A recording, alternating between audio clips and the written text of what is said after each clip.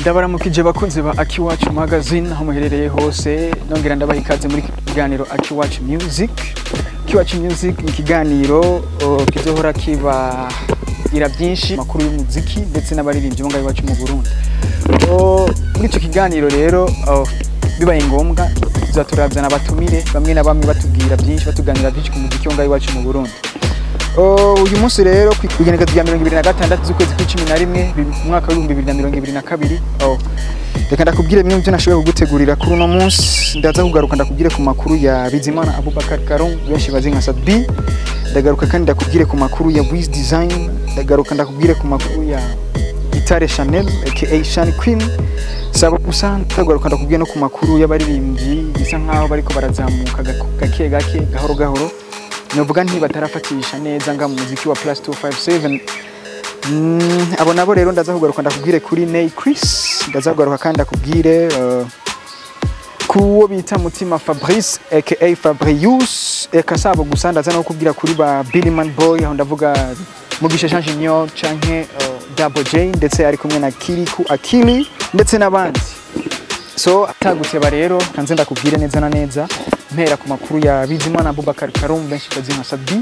Ni Sadbi neza na neza aherutse gusohora album yiwe, album yise Hello Africa album igizwe n'indirimbo 12 zitatu muri zo yarazisohoye mu minsi heze ndetse izindi 9 yazisohoye ku munsi wejo. Uyu muririmbyi rero Sadbi yarasanzwe ari mu higanwa rya Afrima Awards mu mugwi wa Best Male East Africa. Amakuru no kubwira ko atashimishije cyane umuririmbyi ntiyashoboye gutorwa ngo ahabwa ku gashimwe, ahubwo ico kibanza yararimo cha Best Male East Africa cyashoboye gutwagwa ni muririmbyi asanzwe akomoka mu gihugu cya Tanzania nawe sundi bamwita Rayvan Paul. Ayo ni nayo ari karavugwa kuri Bizimana Abubakar Karum Sadbi.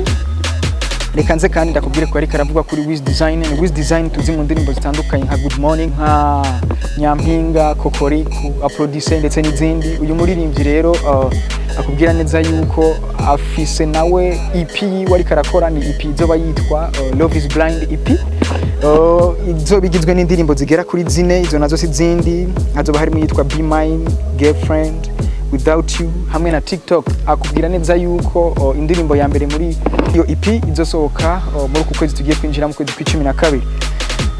Reka ngaruka ndakubwire kandi kuri Gitare Chanel aka Shani Queen, nawe amazina sinagaragara cyane muri ino industry ya music ya Plus 257.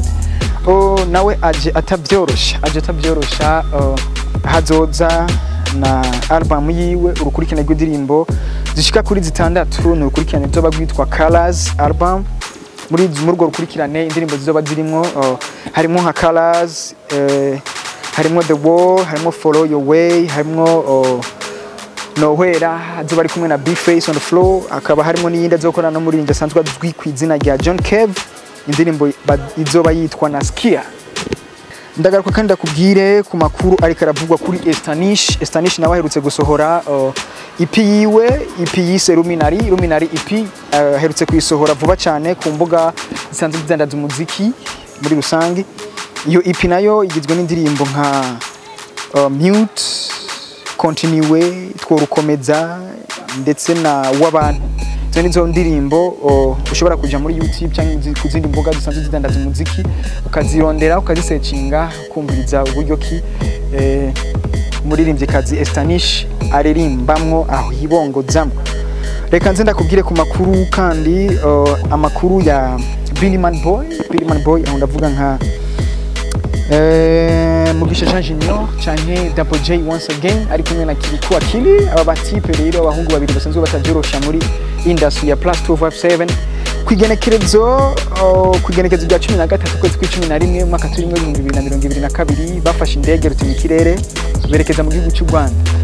Muri icyo gihugu cy'u Rwanda cyari kibaje nk'icari kindi bari bagiye gukora amasanamu y'indirimbo bakoranye n'umuririmbyi asanzwe ava muri icyo gihugu nyene cy'u Rwanda. Uwo muririmbyi nawe sundi bamwita Itahiwacu Bruce canke Bruce Melody. Ni indirimbo rero dushobora two kwitega ubu vuba cyane.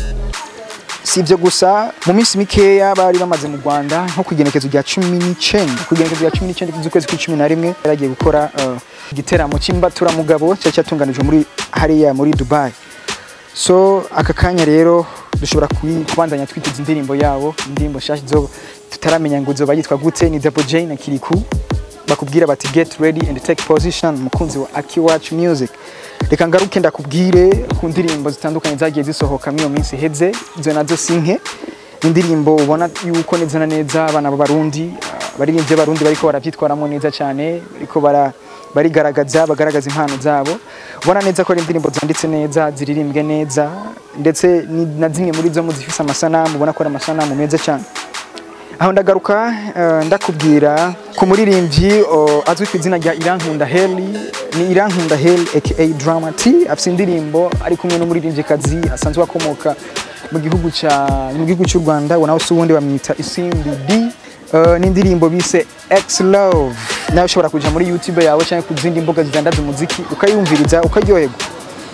Ndagaruka ndakubwire kandi ku ndirimbo y'umusore asanzwe azwi ku izina rya King Baba Official. Nawe tumuzi mu ndirimbo nka Nyumva, indirimbo nka Good Man, ushobora kujana nazo nyine muri YouTube ukazisangamo. Uyu musore rero ahetse gukora indirimbo nziza cyane, indirimbo ifite amasanamu ameze neza guys. Indirimbo yise Vibe nayo nyene iri ku rubuga rwa YouTube, ushobora kugenda ukayirondera ukayiraba ukaha support uyu musore wa King Baba Official. Ndagaruka ndakubwire kandi indirimbo y'umusore azwi ku izina rya Lino G ku igenekerezo rya 17 z'ukwezi kwa 11 yakoze indirimbo ayita My Story ya Lino G nayo nyene iri ku rubuga rwa YouTube. Umusore kandi nka Easy Boy tumuzi mu ndirimbo Ndashihiwe ari kumwe na DJ Feelbite, mu DJ asanzwe atavyorosha, mu DJ wo muri Runtown DJs. Uyu musore rero Easy Boy nawe yakoze indirimbo si yindi yayise Washa, hari kugenekezo rya 15 z'ukwezi kwa 11. Sizo gusa guys, hari n'izindi ndirimbo ndavuga nka umuririmbyikazi asanzwe atavyorosha nawe nyene mu kuririmba music live, cyo bita karaoke, asanzwe akorera muri zone ya Kamenge muri Gera Plaza. Nawe sundi bamwita Bebe Shu, yakoze indirimbo ayita Yohani, nayo nyene ni indirimbo imeze neza guys. Ushobora kuja muri YouTube ukayisanga ukayiraba. Ku yandi makuru ariko aravuga kuri uyu muririmbyikazi Bebe Shu, nuko uyu muririmbyikazi agiye gusinya contrat yo kuzoza aravuza amakaraoke music live muri zone ya Kinama, aho bita muri Nueva Vista, ndetse aho zaravuza music live kuva ku minsi ya 5, ku minsi ya 6 ndetse no ku Mungu. Suwo gusa muri iminsi heze Alvin Smith la version original ari kumwe na Bwiza va mu gihugu cy'u Rwanda, bakoze indirimbo bayita Turajana, nayo indirimbo benshi bakomeje kugenda bashima cyane ngaha mu wacu mu Burundi ndetse no mu Rwanda. Hariho n'iyindi ndirimbo ya MB Data Boy yakoze ayita Malokwe, nayo nyine iri ku rubuga rwa YouTube, ushobora kuyisearchinga ukayibona. N'ubundi muririmbyikazi kandi nawe atari karabyorosha cyane, twamumenye ku bwa DJ Paulin, nawe sundi bamwita Vania Ice, afite indirimbo nshasha yakoze ayita I Day. Umuririmbyi nawe ne akicaruka mu muziki ndundi bamwita Mutima Fabrice aka Fabrius, asanzwe aba muri zone ya Kamenge, ari kumwe na Bizindavye Emery canke Emery San, bagiye hamwe bakora indirimbo bayita Mpagacupa, nayo ni indirimbo imeze neza. Uraje kuri YouTube uyisearchinge hamuyiraba uryoherwa. Siyo gusa, hari n'undi mwigeme mushasha muri industry ya music ya Plus 257, nawe bamwita Delicia. Ni Delicia aherutse gukora indirimbo yiwe ayita Tubivemwo. Ndakubwira neza yuko mu mwaka uheze w'2021 yari yakoze indirimbo ayita Iyo Mbimenya. Uyu mwigeme rero asanzwe aba muri zone ya Kanyosha. Ubu aka kanya tuvugana akaba ari sanzwe ariko arafashwa n'abantu bagera kuri 2, ndetse ni team zishika kuri 2 ziriko ziramufasha, aho ndavuga Rockstone Kingdom ya Sajwise hamwe na Douche Entertainment ya Spokesman. Ni Delicia rero kugira ngo Tubivemwo, nayo nyine ni indirimbo imeze neza. Uja ku rubuga rwa YouTube ukayirondera ukayiraba ukayifeeling. Izo nizo ndirimbo ushobora kukubwira neza na neza zagiye zisohoka mwino minsi heze. Hagati aho rero hari n'undi musore azwi ku izina rya Naychris. Ni Naychris ariko tumuzi ku ndirimbo zishika kuri 3. Izo ndirimbo nazo si zindi, harimo Attention, harimo Non Stop, hakabamwo na Somesha. Muri izo ndirimbo zose rero indirimbo twavuga ashoboye gufatisha kurusha izindi ni indirimbo yise Somesha. Umusore rero akubwira ati nawe nyine Get Ready ariko arakora indirimbo izoba yitwa Bona K ariko arayikorera amasanamu bigaragara neza yuko iyi ndirimbo nayo zitavyorosha nayo kwisirira kubwira ati itegure na Bona K. Mukunzi wa Akiwacu Music nkundira sozera no makuru ndakubwira ku giteramo kizoba ku munsi wejo kwigenekerezo rya 27 hazoba ari ku munsi w'Imana. Ni giteramo kizoba cyitwa White Party. Ni White Party yateguwe na numwe novuga nti numumenyesha makuru asanzwe umumenyesha makuru w'iradio imwe isanzwe ikorera ku butaka bwo ngaha mu Burundi. Ni White Party zoba irikira bakunchiro yayo ya kabiri hazoba ari neza na neza aho bita ku Mashuha bar muri zone ya Rohero. Ni DJ Israel rero yateguye ico giteramo abicishije muri team yiwe isanzwe yitwa Best Team. Best Team no kugira nti ni team sanzwe ifasha abantu nikora y'abafite ibibazo bitandukanye bakabagendera bakabagarukirako. Iyi Best Team rero isanzwe irongowe na DJ Israel bateguye igiteramo bakita White Party. Byumvikana neza yuko kugira muri icyo giteramo gusaba kuzaba wambaye white guhera hasi gushika hejuru guys.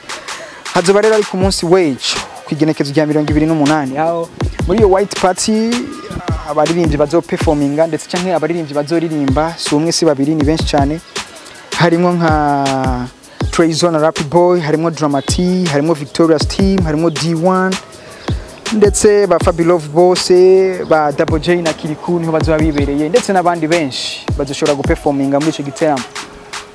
So guys ndabashimire cyane mwese mwashoboye kubana nanje muri kino kiganiro Akiwacu Music. Ndabatumirira ndetse kubandanya mukurikira ibindi biganiro ndetse n'inkuru zicanga kuri Akiwacu Magazine.